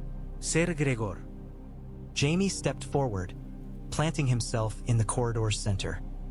He wore no cloak now, only his travel-worn armor and the glint of his gold hand. He looked suddenly every inch a knight, not because he was pure, but because he was deciding to stand. The monster rounded the corner, filling the passage. Torchlight caught on black steel, on the white cloak draped over his shoulders like a burial shroud. He did not speak. He did not slow. Jaime's voice cut through the corridor, sharp. "Stop!" Ser Gregor's steps continued. Jaime's jaw tightened. "By order of the king," he said loudly, invoking the only authority that might matter to a creature like that. "You do not pass."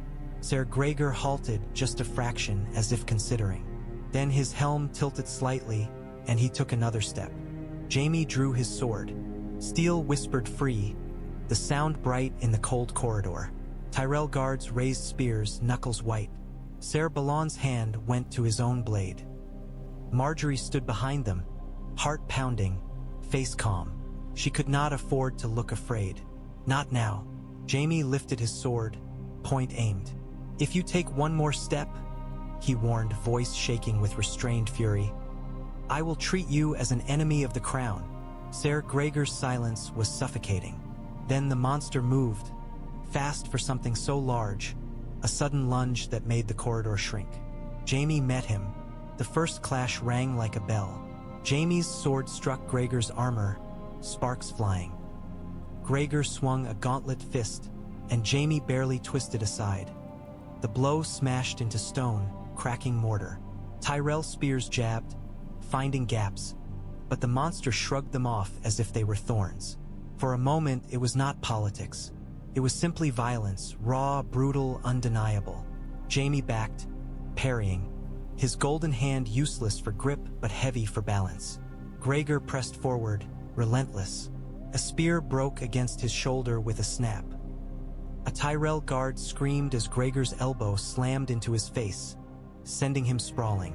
Margaery's breath caught, but she did not move. She watched, calculating. If Jaime fell, the door was lost. Then a shout echoed from behind.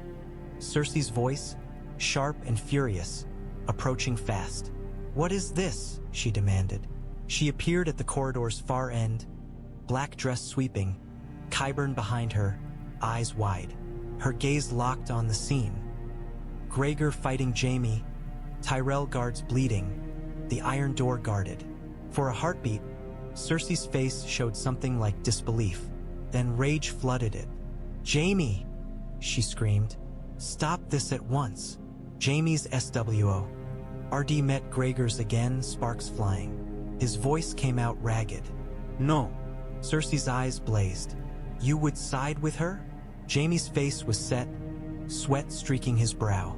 "I side with the king," he snarled, and blocked another brutal strike that numbed his arm to the shoulder. Cersei's gaze flicked past him to Margaery, and hatred sharpened her features. "You think you can hide my family's shame in my own castle?" she hissed. Margaery stepped forward, voice calm. "I think I can keep the realm from burning again," she replied. Cersei's mouth twisted. "Let him through," she snapped at Jaime. "Or I will." "Or you will what?" Margaery asked softly. "Light another candle?" The words struck like a slap. Qyburn stiffened. Cersei's face went white with fury. For a heartbeat, everything stilled. Gregor's heavy breath, Jaime's trembling sword arm, the guards panting. Then Cersei's voice dropped, deadly quiet. "You will regret this," she whispered. Margaery's gaze did not waver. "So will you," she replied. Cersei turned sharply and swept away, Qyburn scrambling after her. Ser Gregor hesitated, helm turning as if awaiting a command. Then, with a slow, grudging motion, he stepped back from Jaime's blade and withdrew down the corridor, retreating like a storm forced to veer. Jaime stood trembling, sword still raised, staring after the monster, as if unable to believe the world had allowed him to live. Margaery exhaled, slow. The corridor smelled of sweat and blood and cold stone. She stepped close to Jaime and murmured, "Thank you." Jaime did not look at her. His voice was hoarse. "This isn't over," he said. "No," Margaery agreed. "But now the castle has seen something it has not seen in years." "What?" Jaime asked bitterly. Margaery's eyes were hard. "A lioness being told no," she said. And for the first time since the September burned, the Red Keep stone felt less like a tomb and more like a battleground she might actually win. Margaery announced the commission the next morning, not in the council chamber but in the throne room, where words became law simply because stone and iron listened. She did not sit upon the iron throne. She would not invite its teeth, but she stood at the foot of it with Tommen beside her, his crown gleaming, his hands clenched so tightly around his wooden lion that his knuckles were white. Jaime stood behind the king now, a silent sentinel. Tyrell guards lined the hall. Gold cloaks held the doors. Cersei was not present. Her absence was a shadow that stretched across the floor. Lords and ladies gathered in muted colors, faces tight, murmurs soft. Survivors of the faith stood near the side, septas in plain robes, their eyes wary. A guildmaster from the Alchemists' Guild waited with trembling hands. The air smelled of candle wax and old fear. Margaery lifted a parchment stamped with the king's seal. Her voice carried, clear and unwavering. "The realm has suffered a grievous wound," she said. "A holy place destroyed, innocent souls taken. The crown will not allow this to be swallowed by rumor or vengeance." A murmur ran through the hall. Margaery continued, "By decree of His Grace, King Tommen of House Baratheon, there will be a royal commission of inquiry into the destruction of the Great Sept of Baelor. Witnesses will speak. Ledgers will be examined. Those responsible will be named, and justice will be done." Tommen's voice followed, thin but steady as he forced it. "I want the truth," he said, and the simplicity of it struck the hall harder than any ornate vow. Margaery felt his hand tremble when she took it, and she squeezed once, grounding him. From the side, a septa's eyes filled with tears. The alchemist guildmaster bowed his head, as if relieved that someone had finally spoken the word inquiry aloud.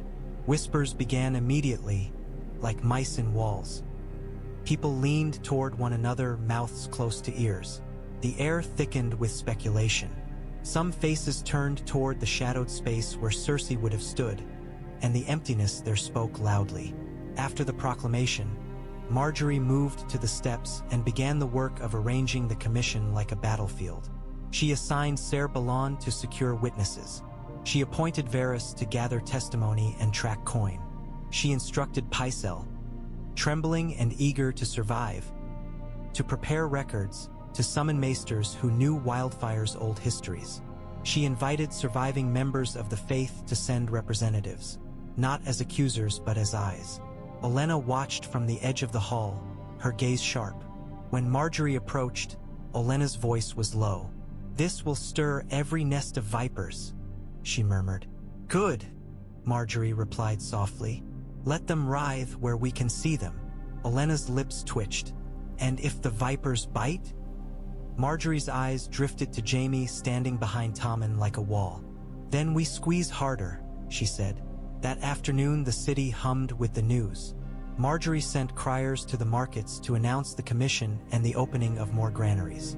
She sent men to repair wells that had been fouled during riots. She ordered the gold cloaks to patrol not with clubs raised but with bread carts beside them, a visible promise of order. The small folk began to call her the Rose Queen in whispers at first, then louder, as if trying out the name to see if it fit. Some said it with devotion, some with envy, some with suspicion. Margaery did not mind suspicion. Suspicion could be persuaded. Hatred was harder.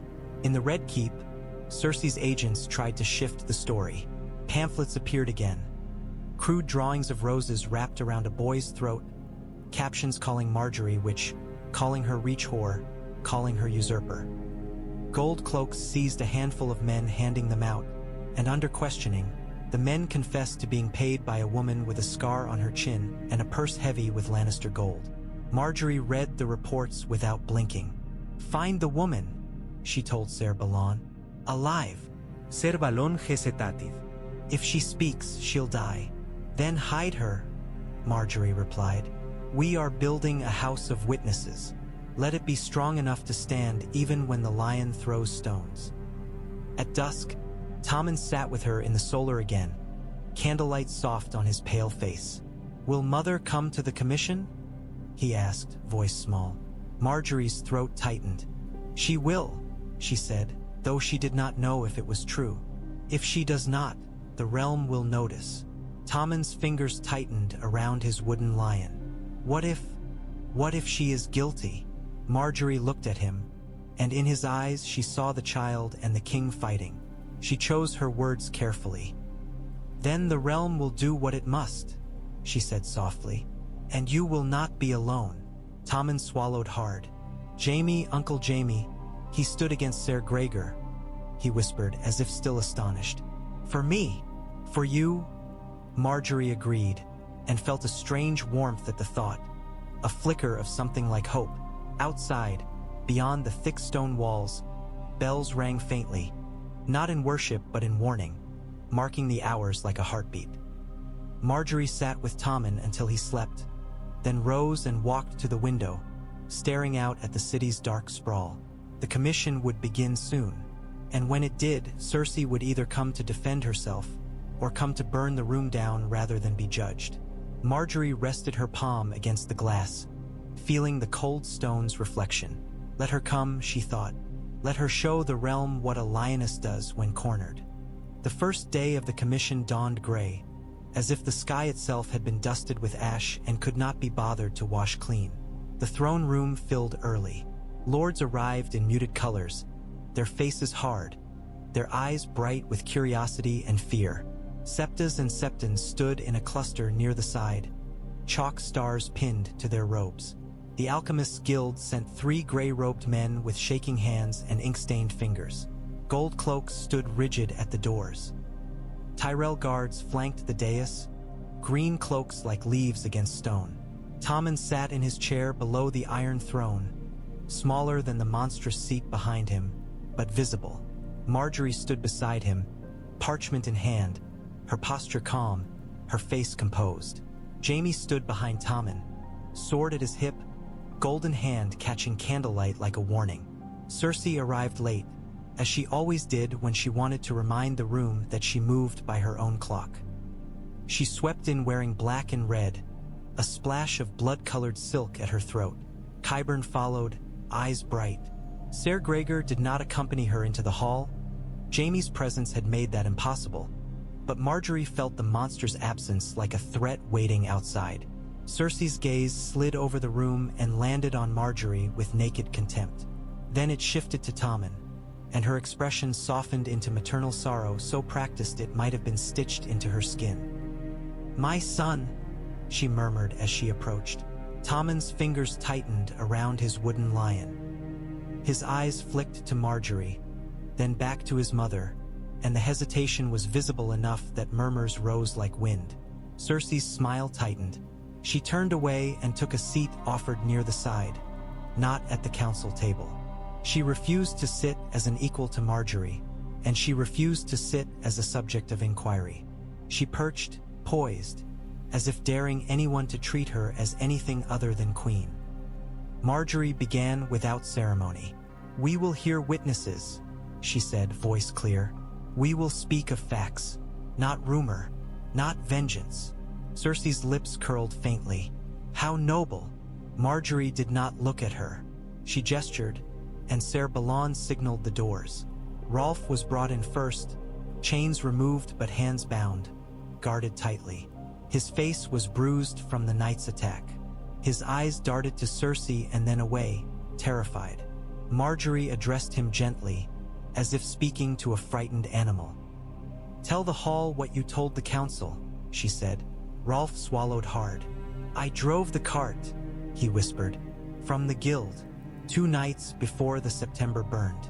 I carried jars." "And the order?" Margaery prompted. "A writ," Rolfe said, voice shaking, "with a lion seal, the Queen Mother's seal." A ripple ran through the hall. Cersei laughed softly. "How convenient," Cersei said. "A cart driver claims he saw a seal in the dark. That is your proof." Margaery turned her head slightly, eyes calm. "We will not rely on one man," she said. "We will rely on many." She signaled again. The guildmaster from the Alchemists' Guild stepped forward, trembling, and produced a copied writ from his records. Wax impression visible, the lion clear. He spoke of 27 missing jars, of signatures, of keys. Cersei's smile remained, but her eyes sharpened. "Writs can be forged," she said sweetly. "Seals stolen. Any child with wax can make a lion." Margaery nodded as if conceding the point. "Yes," she agreed, "which is why we will also hear from those who saw barrels moved beneath the September." The Septa stepped forward, young, soot-streaked, eyes red. Her hands shook, but she lifted her chin and spoke. She described cloaked men at night, heavy barrels rolled into tunnels, the smell of oil that was not lamp oil. She admitted her shame at not questioning it. She confessed her fear now. Cersei's laughter was gone. Her gaze pinned the Septa like a nail.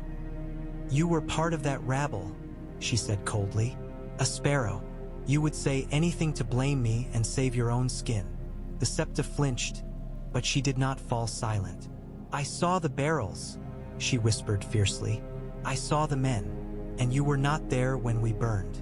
You were not there when children screamed." A murmur surged, angry, sympathetic. Margaery felt the hall tilt, the crowd's mood shifting like a tide. Cersei rose abruptly, black and red silk flaring. "This is a farce," she snapped. "You have gathered beggars and zealots to accuse me." Tommen's breath hitched. He stared at his mother, fear and love warring in his eyes. Margaery's voice remained calm. "Sit," she said softly, and because she said it with the king beside her, it landed like command. Cersei's eyes blazed. For a heartbeat, she looked as if she might shout, might storm out, might order Ser Gregor to cut down everyone in the room.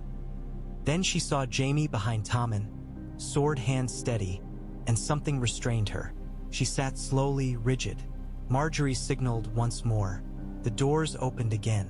A man stumbled in, half carried by guards, wrapped in a cloak that did not hide his shaking. His face was pale, eyes wild, hair unkempt. Lancel Lannister. A gasp rippled through the hall.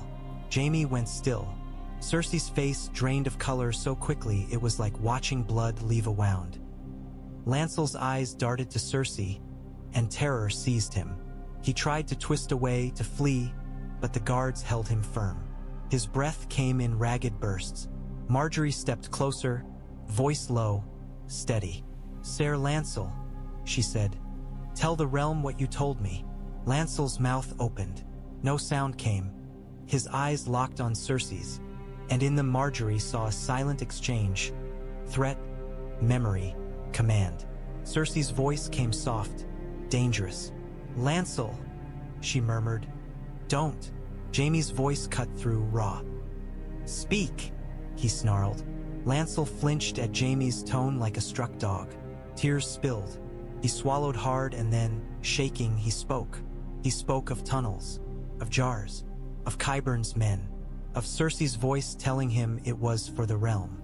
He spoke of a candle burning beneath the September, of his frantic attempt to smother it, of his failure. He spoke of green light, of heat, of running. The hall seemed to hold its breath. When Lancel finished, silence fell like a blade. Cersei stood slowly, her face carved from rage and disbelief. "He lies," she said, voice trembling. "He is weak. He is frightened. He will say anything."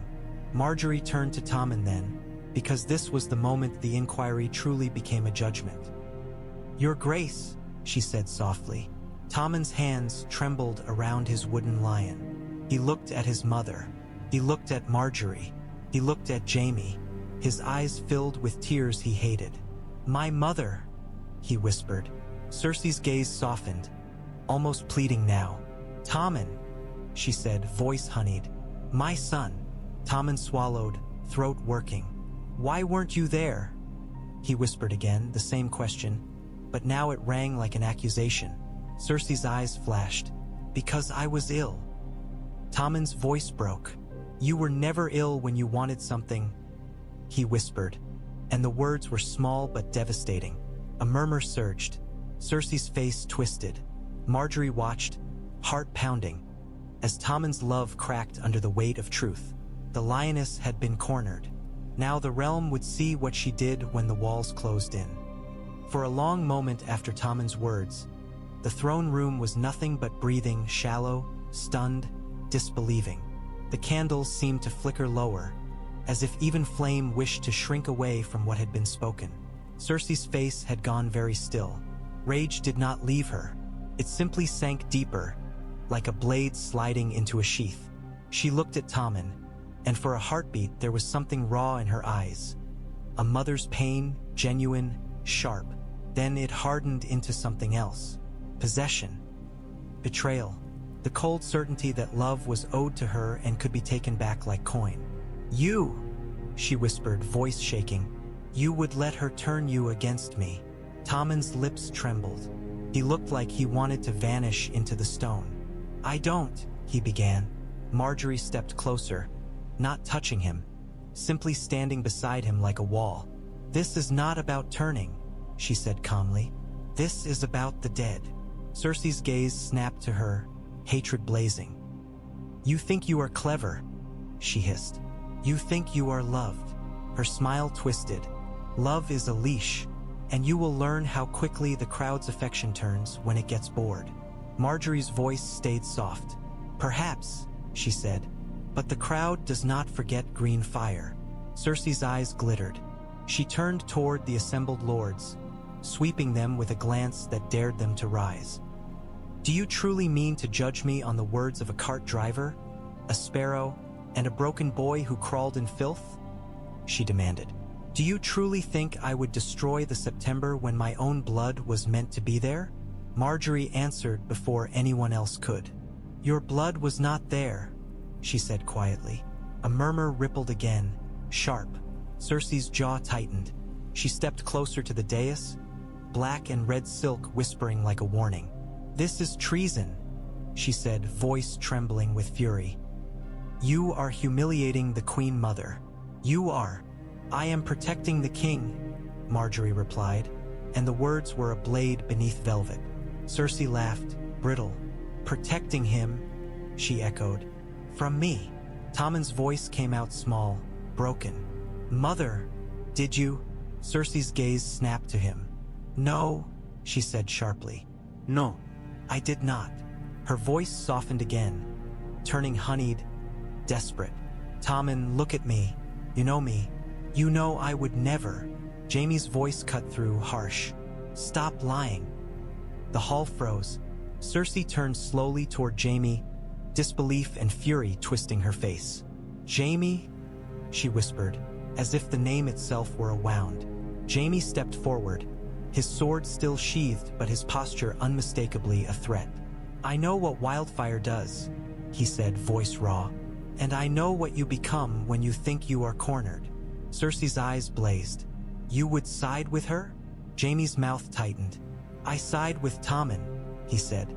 For a heartbeat, Cersei looked truly shocked, as if she had expected the world to bend because she demanded it and now it refused. Then her gaze drifted past Jaime to the doors, as if calculating distances, exits, guards. Margaery saw it, the shift from argument to survival. Cersei's hand moved slightly toward her sleeve. Margaery's blood iced. A vial, a knife, a signal. Ser Balon, Margaery said quietly. Ser Balon stepped forward at once, 2 Tyrell guards with him, spears lowering slightly. Cersei's eyes flashed. Touch me and the realm will drown in war, she hissed. The realm is already drowning, Margaery replied softly. You are simply angry that you are no longer the one holding its head under water. Tommen's breath hitched. Tears spilled down his cheeks now, unchecked. Mother, please, he whispered. Cersei's gaze flicked back to him, and for a heartbeat her face softened again. Come with me, she murmured, voice low. We will leave this room. We will go somewhere safe, away from her. Tommen looked at her, and the longing on his face was almost unbearable. He wanted his mother back. He wanted the world before green fire. He wanted a love that did not demand blood. But he looked at Margaery too, at the woman who had dragged him from the September, who had fed the city, who had stood in front of monsters with empty hands. Tommen swallowed hard. His voice came out trembling but clear enough to carry. Mother, he said, you will go to your rooms. Cersei stared at him as if he had struck her. You will remain there, Tommen continued, tears streaking his face. Until this is decided. A low roar of whispers surged. Lords leaned, exchanging glances. The faith representatives crossed themselves. The alchemists looked ready to faint. Cersei's face twisted into something ugly. You, she whispered, voice shaking. You would imprison me? Tommen's hands shook around his wooden lion. His voice cracked. I need time. Cersei's laugh was sudden, sharp. Time, she echoed. Yes, time for you to be molded like wax. She stepped back, eyes blazing. Very well, she said softly. I will go. I will sit in my rooms and watch you pretend to rule. Her gaze fixed on Margaery, hatred like poison. And when you are tired, when the city turns, when your little house of witnesses collapses, remember this moment. Remember that you made me your enemy openly. Margaery's voice was calm. You have been my enemy since the day I married your son, she said quietly. Now the realm sees it too. Cersei's eyes glittered.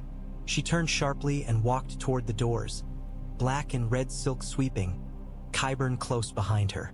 Ser Balon and Tyrell guards followed at a careful distance, not touching her, not giving her the martyrdom of rough hands. At the threshold, Cersei paused and looked back. Her gaze locked on Tommen, and for a heartbeat, her voice softened into something almost gentle. My son, she murmured, you will regret this. Then she was gone. The doors shut, and the hall exhaled as if a storm had passed, only to realize the air still smelled of lightning. Tommen sagged slightly, as if the words had DRA. In him, Margaery stepped closer and took his hand openly now, not caring who watched. His fingers were cold. His grip was desperate. You were brave, she murmured. Tommen's voice was a whisper. I feel like I'm killing her.